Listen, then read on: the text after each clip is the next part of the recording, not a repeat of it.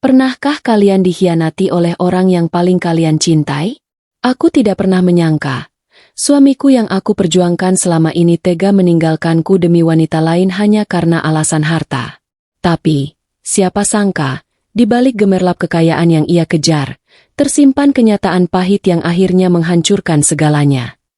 Sebelum kita mulai ceritanya, jangan lupa untuk tekan tombol like dan subscribe agar kalian tidak ketinggalan kisah-kisah inspiratif berikutnya.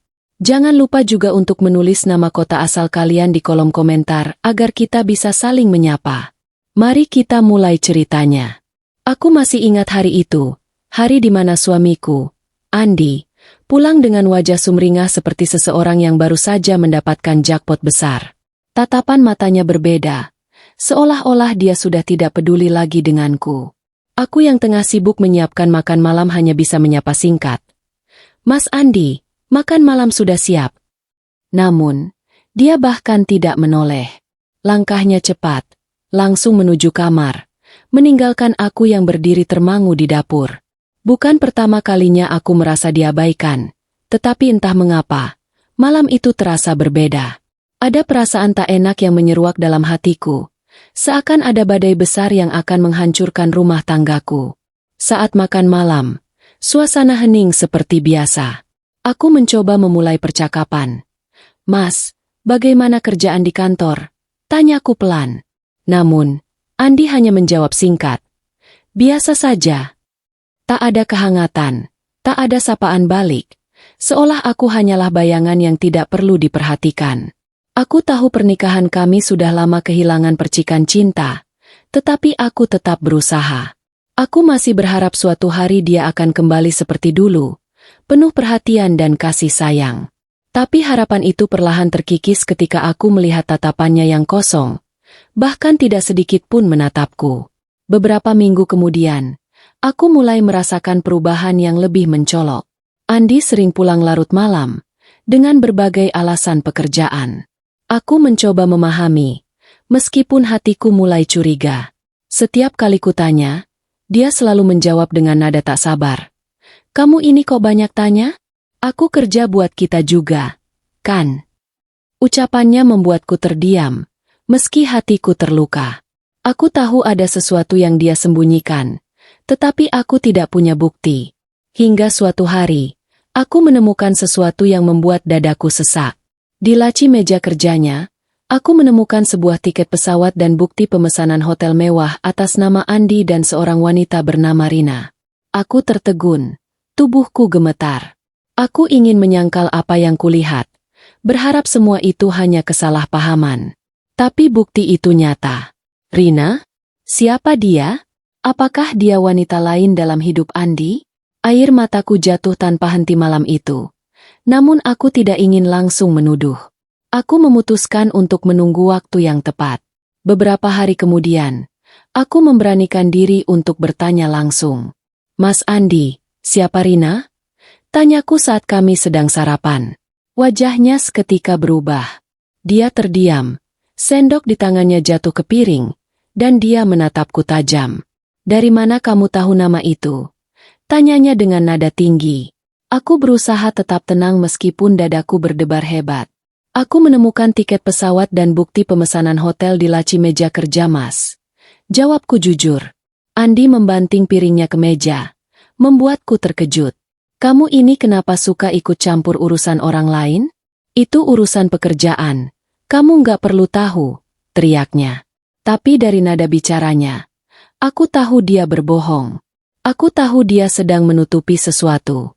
Aku hanya menunduk, tidak ingin memperkeruh suasana. Tapi di dalam hatiku, aku hancur. Aku tidak pernah menyangka suamiku yang selama ini kupercaya bisa tega seperti ini. Setelah kejadian itu, Andi semakin sering pergi. Aku yang biasanya selalu menyiapkan makan malam untuknya, kini hanya bisa duduk menunggu di ruang tamu hingga larut malam, berharap dia pulang. Tapi malam demi malam berlalu tanpa kehadirannya. Teleponku jarang dijawab, dan pesan-pesanku sering diabaikan. Aku merasa seperti istri yang tidak lagi dihargai. Aku mencoba bertahan, mencoba memahami bahwa mungkin dia sedang stres dengan pekerjaan. Tapi kenyataannya, Aku tahu ada sesuatu yang salah. Suatu malam, aku memutuskan untuk menunggu di depan pintu. Ketika akhirnya Andi pulang, aku langsung berdiri menghadangnya. Mas, tolong jujur. Apa yang sebenarnya terjadi? Siapa Rina itu? Tanyaku dengan suara bergetar. Tapi Andi hanya melewatiku begitu saja, tanpa sepatah kata pun. Dia masuk ke kamar dan membanting pintu, meninggalkanku yang berdiri di ambang pintu dengan air mata yang tak bisa lagi kubendung. Puncaknya, suatu hari Andi datang dengan kabar yang menghancurkan hatiku. Aku mau kita cerai, katanya dingin saat kami sedang duduk di ruang tamu. Aku tertegun, tidak percaya dengan apa yang baru saja ku dengar. Kenapa, Mas? Apa aku kurang baik? Apa aku melakukan kesalahan? Tanyaku sambil terisak. Tapi Andi hanya menggeleng, tanpa sedikit pun rasa bersalah. Aku sudah tidak mencintaimu. Aku ingin hidup dengan Rina. Dia lebih cantik, lebih segalanya dibanding kamu. Ucapnya tanpa empati. Kata-katanya menusuk jantungku. Aku tidak pernah merasa sehancur ini. Suamiku, yang selama ini ku cintai dan ku perjuangkan, meninggalkanku begitu saja demi wanita lain. Aku hanya bisa menangis, tidak tahu harus melakukan apa. Tapi dalam hati, aku tahu ini bukan akhir segalanya. Aku percaya, ada keadilan yang lebih tinggi yang akan membalas semua ini. Hari-hari setelah perceraian itu menjadi masa-masa tergelap dalam hidupku. Aku masih tidak percaya bahwa Andi benar-benar meninggalkanku demi wanita lain. Rumah yang dulu penuh canda tawa kini terasa sunyi. Hanya suara detak jam dinding yang menemani kesendirianku.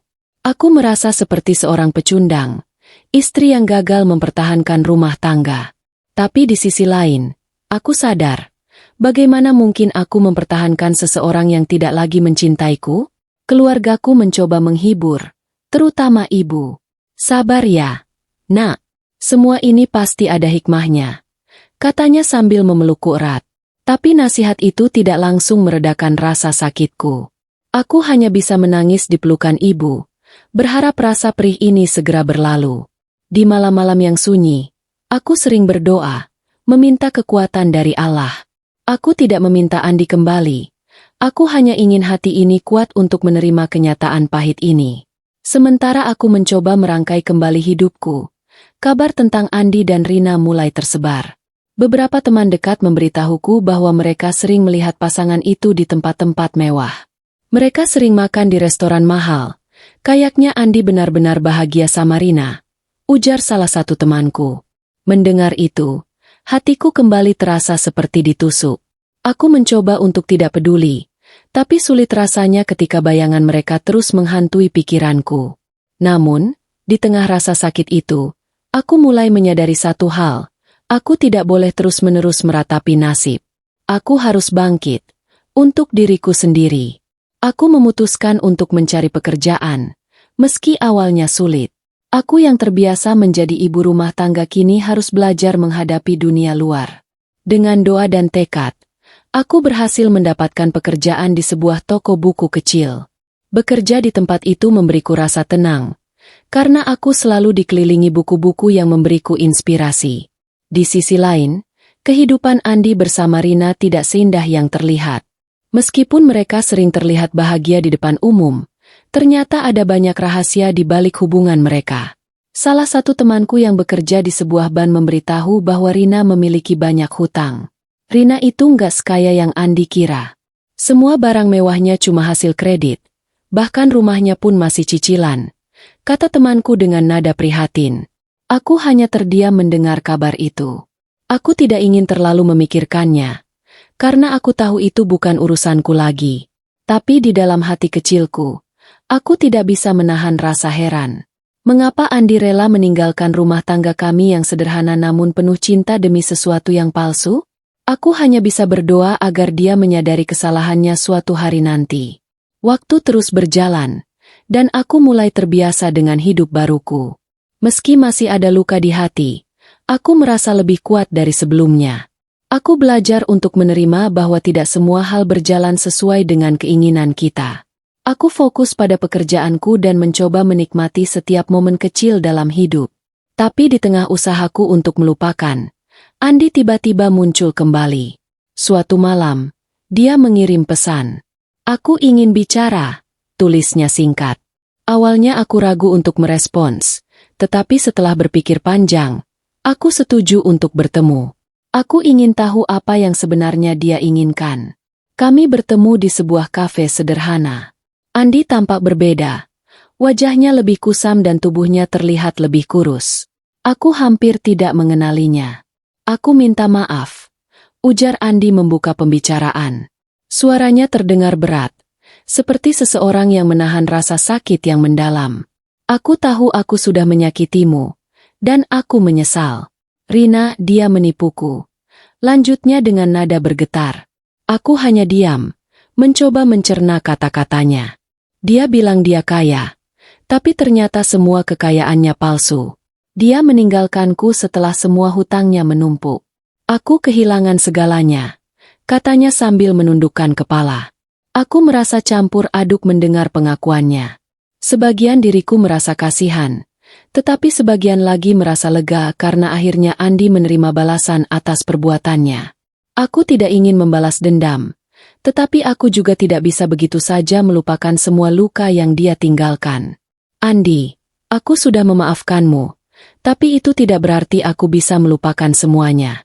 Aku harap kamu bisa belajar dari semua ini, jawabku pelan, mencoba tetap tenang meskipun hatiku bergejolak. Pertemuan itu meninggalkan bekas yang sulit aku lupakan. Aku melihat Andi yang dulu begitu percaya diri kini tampak rapuh dan terpuruk. Wajahnya menggambarkan penyesalan yang mendalam, seperti seseorang yang baru saja kehilangan segalanya. Namun, aku tahu, semua itu adalah konsekuensi dari pilihannya sendiri. Aku berusaha untuk tidak terlalu terbawa emosi, meskipun melihatnya dalam kondisi seperti itu membuatku sedikit iba. Rina benar-benar menghancurkan hidupku. Aku terlalu percaya padanya, terlalu buta untuk melihat kenyataan, katanya dengan suara gemetar. Matanya berkaca-kaca, seolah-olah dia menahan air mata yang hampir jatuh. Aku kehilangan uang, pekerjaan, bahkan harga diriku. Aku tidak tahu harus bagaimana lagi. Lanjutnya, aku menatapnya dengan penuh perasaan campur aduk. Sebuah bagian dari hatiku ingin mengatakan, bukankah aku sudah memperingatkanmu dulu? Tapi aku menahan diri. Aku tidak ingin menjadi orang yang merendahkan seseorang saat mereka sudah jatuh. Andi, aku harap kamu bisa bangkit dari semua ini. Semua orang pernah salah, tapi yang penting adalah bagaimana kita memperbaiki kesalahan itu. Kataku mencoba memberi semangat. Setelah pertemuan itu, Andi sering mengirim pesan. Dia mengatakan bahwa dia ingin memulai dari awal, meskipun dia tahu bahwa hubungan kami sudah tidak mungkin diperbaiki. Aku tahu aku tidak pantas untukmu lagi, tapi aku hanya ingin kamu tahu bahwa aku benar-benar menyesal, tulisnya di suatu malam. Aku tidak tahu harus merasa bagaimana. Di satu sisi, aku merasa lega bahwa dia akhirnya menyadari kesalahannya. Namun, di sisi lain, aku juga merasa cemas. Apakah dia benar-benar menyesal karena telah menyakitiku? Ataukah dia hanya merasa menyesal karena hidupnya hancur? Aku mencoba untuk tidak terlalu memikirkannya. Fokusku sekarang adalah menjalani hidupku sendiri, bukan kembali ke masa lalu yang penuh luka. Di tempat kerja, aku mulai menemukan kebahagiaan baru. Rekan-rekan kerjaku sangat mendukung, dan suasana di toko buku itu membuatku merasa nyaman.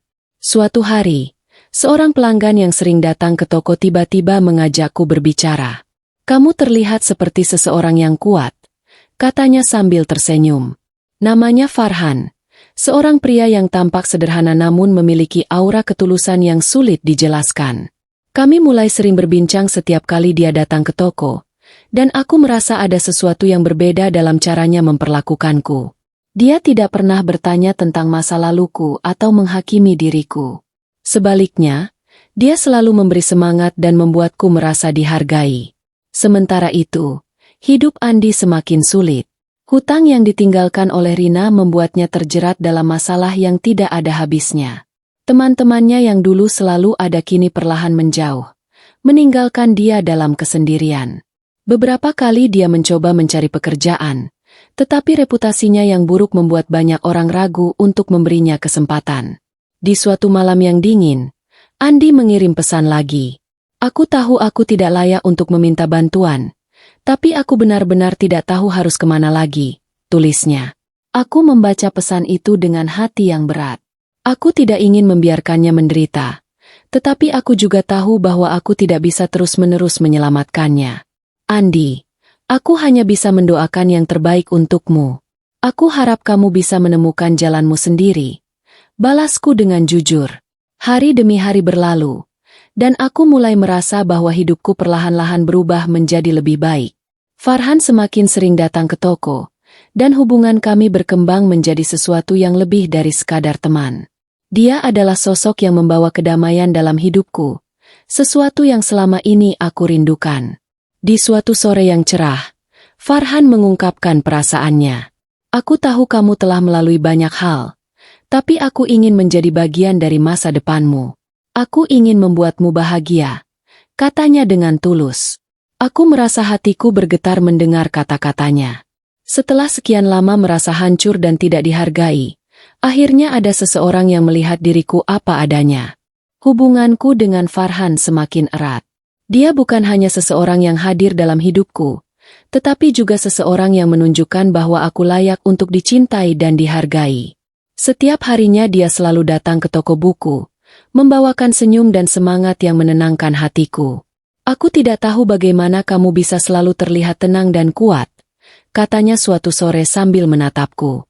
Aku hanya bisa tersenyum kecil. Mungkin karena aku sudah melewati masa-masa yang lebih sulit. Setelah itu, aku belajar bahwa kekuatan sebenarnya adalah ketika kita menerima diri kita apa adanya. Jawabku dengan nada pelan. Dalam hati, aku merasa lega memiliki Farhan di sisiku.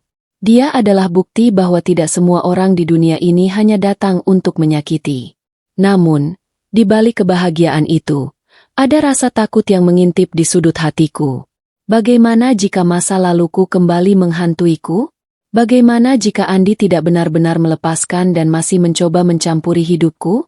Aku berusaha mengabaikan pikiran itu, tetapi bayangan masa lalu memang sulit untuk dihilangkan. Sementara itu, keadaan Andi semakin buruk. Setelah ditinggalkan oleh Rina yang kabur dengan pria lain, dia benar-benar kehilangan arah. Rumah yang dulu megah kini telah dijual untuk membayar sebagian hutangnya, dan dia terpaksa tinggal di kamar kos kecil di pinggiran kota. Hidupnya yang dulu penuh kemewahan kini berubah drastis menjadi perjuangan untuk bertahan hidup sehari-hari. Di suatu malam, Andi menghubungiku lagi. Aku tidak tahu apa lagi yang harus aku lakukan. Aku kehilangan segalanya. Aku tidak meminta banyak, hanya ingin sedikit bantuan, katanya dengan nada penuh keputusasaan. Aku membaca pesannya dengan perasaan campur aduk. Di satu sisi, aku ingin membantunya, tetapi di sisi lain, aku tahu bahwa aku tidak bisa terus-menerus menjadi penyelamatnya. Setelah mempertimbangkan dengan matang, aku memutuskan untuk tidak menanggapi pesannya. Aku tahu bahwa ini adalah keputusan yang sulit, tetapi aku tidak ingin kembali ke lingkaran yang sama. Aku harus belajar untuk menempatkan diriku terlebih dahulu, sesuatu yang tidak pernah aku lakukan selama pernikahan kami. Hari-hari berikutnya di toko buku membawa kejutan yang tidak aku duga. Farhan, yang selama ini menjadi teman sekaligus penguat hatiku, tiba-tiba melamarku di tengah tumpukan buku favoritku. Aku tahu ini mungkin mendadak, tapi aku ingin kamu tahu bahwa aku sangat serius dengan hubungan kita. Aku ingin kamu menjadi bagian dari hidupku selamanya, katanya sambil tersenyum penuh keyakinan. Aku tertegun. Air mata mengalir di pipiku. Bukan karena kesedihan, tetapi karena kebahagiaan yang luar biasa. Setelah bertahun-tahun merasa tidak dihargai dan direndahkan, akhirnya ada seseorang yang benar-benar melihat nilai diriku. Farhan, aku tidak tahu harus berkata apa. Tapi ya, aku akan menerimamu. Jawabku dengan suara gemetar. Toko buku itu menjadi saksi momen yang tidak akan pernah aku lupakan. Rekan-rekan kerjaku bersorak dan memberi selamat. Dalam sekejap, hidupku yang dulu penuh luka kini berubah menjadi babak baru yang penuh harapan. Kabar tentang pertunanganku dengan Farhan ternyata sampai ke telinga Andi. Dia mengirim pesan panjang yang penuh dengan rasa penyesalan. Aku tidak pernah menyangka bahwa kamu bisa bahagia tanpa aku. Aku pikir kamu tidak akan pernah menemukan seseorang yang mencintaimu seperti aku dulu, tulisnya. Pesan itu terdengar seperti campuran antara penyesalan dan kecemburuan. Namun, aku tidak merasa perlu untuk membalasnya. Aku tidak ingin membuka pintu yang sudah kututup rapat-rapat. Andi adalah bagian dari masa laluku, dan aku ingin fokus pada masa depanku bersama Farhan. Aku tidak ingin membiarkan kenangan buruk menghalangi kebahagiaan yang telah aku temukan. Andi akhirnya menyerah setelah tidak mendapatkan tanggapan dariku. Dia mulai fokus pada usahanya untuk memperbaiki hidupnya, meskipun perjalanan itu penuh dengan tantangan. Aku hanya bisa berharap dia benar-benar belajar dari kesalahannya. Hari pernikahanku dengan Farhan tiba dengan cepat. Acara itu sederhana namun penuh kebahagiaan. Aku mengenakan gaun putih dengan kerudung yang anggun, sementara Farhan tampak tampan dengan jasnya. Di antara tamu yang hadir, aku melihat wajah-wajah yang selama ini mendukungku, termasuk rekan-rekan kerjaku di toko buku. Ketika aku melangkah ke pelaminan, aku merasa bahwa hidupku telah berubah sepenuhnya. Dari seorang wanita yang dulu dipandang rendah dan direndahkan, kini aku menjadi seseorang yang dihargai dan dicintai. Di dalam hati, aku berbisik, "Terima kasih, ya Allah, karena Engkau telah memberikan akhir yang indah untuk perjalananku." Andi tidak hadir di acara itu, tetapi aku tahu bahwa dia pasti mendengar kabar kebahagiaanku. Bagiku, kebahagiaan ini bukan tentang balas dendam, tetapi tentang membuktikan bahwa setiap orang berhak untuk bahagia, tidak peduli seberapa sulit perjalanan yang mereka lalui. Pernikahan kami berlangsung hangat dan sederhana. Semua momen terasa seperti mimpi yang menjadi kenyataan. Aku tidak pernah menyangka bisa merasakan kebahagiaan sebesar ini setelah semua luka dan penghinaan yang pernah aku alami. Farhan menggenggam tanganku erat saat kami duduk di pelaminan. "Kamu terlihat sangat cantik hari ini. Seperti bidadari," bisiknya di telingaku sambil tersenyum. Aku hanya tersipu malu, mengingat bagaimana aku dulu sering merasa tidak cukup baik atau tidak layak dicintai. Farhan membuatku percaya bahwa cinta sejati bukan tentang penampilan fisik, tetapi tentang bagaimana seseorang melihat keindahan yang ada di dalam hati. "Kamu tahu," lanjutnya, "aku merasa menjadi pria paling beruntung di dunia karena bisa memilikimu." Ucapan itu membuat hatiku meleleh. Aku tahu bahwa perjalanan hidupku tidak berhenti di sini. Pernikahan ini bukan akhir dari cerita, tetapi awal dari babak baru yang penuh dengan tantangan dan kebahagiaan. Aku berjanji dalam hati untuk selalu menjaga cinta dan kepercayaan yang telah kami bangun. Di hari-hari berikutnya setelah pernikahan, aku dan Farhan mulai merancang masa depan bersama. Kami berbagi mimpi, rencana, dan harapan. Farhan sangat mendukung impianku untuk mengembangkan toko buku kecilku menjadi sebuah perpustakaan mini yang bisa diakses oleh masyarakat luas. "Aku ingin kamu terus melakukan apa yang kamu cintai," katanya dengan tulus.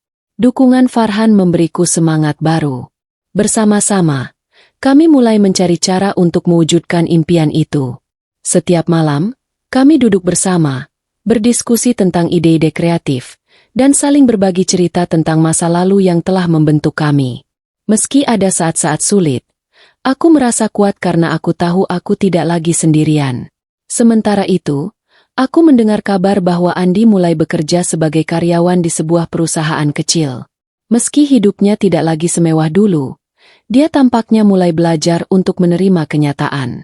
Aku berharap dia benar-benar menemukan pelajaran berharga dari apa yang telah terjadi. Di suatu hari yang tenang, ketika aku sedang merapikan buku-buku di toko, seseorang yang tak terduga muncul di depan pintu. Itu adalah Andi. Dia terlihat jauh berbeda dari pria yang dulu aku kenal. Wajahnya tampak lebih tua, dan sorot matanya penuh dengan penyesalan. "Boleh aku bicara sebentar?" tanyanya dengan suara pelan. Aku ragu sejenak, tetapi akhirnya mengangguk. Kami duduk di salah satu sudut toko, dan Andi mulai berbicara. "Aku tahu aku tidak pantas meminta maaf setelah semua yang aku lakukan padamu," katanya. "Tapi aku ingin kamu tahu bahwa aku benar-benar menyesal. Aku salah telah meninggalkanmu dan memperlakukanmu seperti itu." Aku mendengarkan dengan tenang tanpa menyela. Dalam hatiku, aku tahu bahwa aku telah memaafkannya sejak lama. Tapi mendengar pengakuan itu langsung darinya membuatku merasa lega. Andi, kataku dengan nada lembut, aku sudah memaafkanmu. Aku harap kamu juga bisa memaafkan dirimu sendiri dan melanjutkan hidupmu. Setelah pembicaraan itu, Andi pergi dengan wajah yang sedikit lebih tenang. Aku tidak tahu apakah dia benar-benar akan berubah, tetapi aku merasa lega telah memberikan kesempatan padanya untuk menyampaikan penyesalannya. Farhan, yang mendengar cerita itu dariku, hanya tersenyum dan berkata, "Kamu memang wanita yang luar biasa. Aku semakin bangga padamu." Hari-hari berlalu dengan damai. Aku dan Farhan terus membangun kehidupan baru kami bersama. Cinta dan kepercayaan yang kami miliki satu sama lain menjadi fondasi yang kuat untuk menghadapi semua tantangan. Aku menyadari bahwa kebahagiaan tidak datang dari balas dendam atau melihat orang lain menderita, tetapi dari menemukan kedamaian dalam diri sendiri. Aku tidak lagi merasa perlu membuktikan apapun kepada dunia, karena aku tahu bahwa aku telah melalui perjalanan yang luar biasa dan keluar sebagai pribadi yang lebih kuat. Andi adalah bagian dari masa laluku, tetapi Farhan adalah masa depanku. Ketika aku melihat ke belakang, aku tidak bisa tidak merasa bersyukur atas semua yang telah terjadi. Setiap luka, penghinaan, dan air mata yang aku alami telah membawaku ke titik ini. Allah memiliki rencana yang jauh lebih indah daripada yang pernah aku bayangkan. Aku sadar bahwa ujian hidup bukanlah hukuman, tetapi cara Allah menunjukkan jalan menuju kebahagiaan sejati. Di malam yang tenang, aku dan Farhan duduk di balkon rumah kami, menikmati angin sepau-sepau. "Terima kasih karena selalu percaya padaku," kataku sambil menggenggam tangannya. Dia hanya tersenyum dan berkata, "Terima kasih karena telah memberikan aku kesempatan untuk mencintaimu." Aku tahu bahwa cerita ini belum selesai, tetapi aku siap menghadapi apapun yang akan datang. Dengan cinta, kepercayaan, dan iman kepada Allah, aku percaya bahwa aku dan Farhan bisa melalui segalanya bersama.